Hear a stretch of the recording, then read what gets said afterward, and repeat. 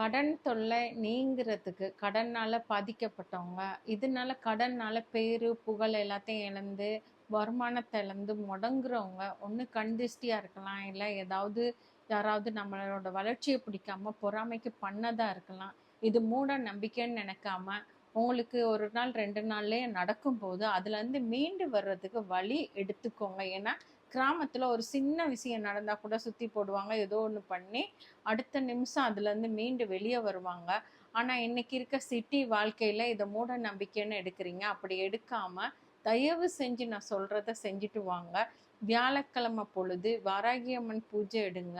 வாராகி அம்மனுக்கு கொரைக்கிழங்கு எடுத்து, ஒரு துணியில ஒரு நீல கலர் துணியில சுத்தி, நல்லெண்ணெய் போட்டு, அந்த மண் விளக்குல ஏத்தி, நீங்க தூபம் போடுங்க. தூபம் எதுல போடணும்னா, மருதாணியும், நாய்க்கடுகும் இது 2 மட்டும் போட்டு வியாழன், வெள்ளி, சனி 3 நாளும் தூபம் போடுங்க. 3 நாளும் அவங்களுக்குரிய பூஜை பண்ணுங்க.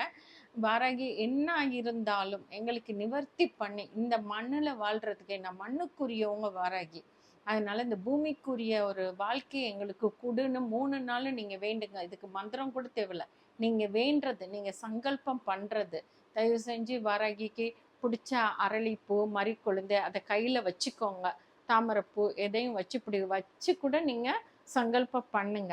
இந்த பூமியில வாழக்கூடிய எல்லா மக்களையும் மாரி எங்களுக்கு நல்ல சௌபாக்கியத்த குடு அப்படின்னு சொல்லி வேண்டி வேண்டி நீங்க 21 முறை அவங்க காலடியில போட்டு, இந்த தூபத்தையும் போட்டு, இந்த தீபத்தையும் ஏத்துனீங்கன்னா, கண்டிப்பா ஞாயித்துக்கிழமை, திங்கட்கிழமையும் உங்களுக்கு நல்ல ஒரு பதில் கிடைச்சு, இதுலருந்து வெளிய வருவீங்க. நல்ல நிவர்த்தி கிடைக்கும் உங்களுக்கு.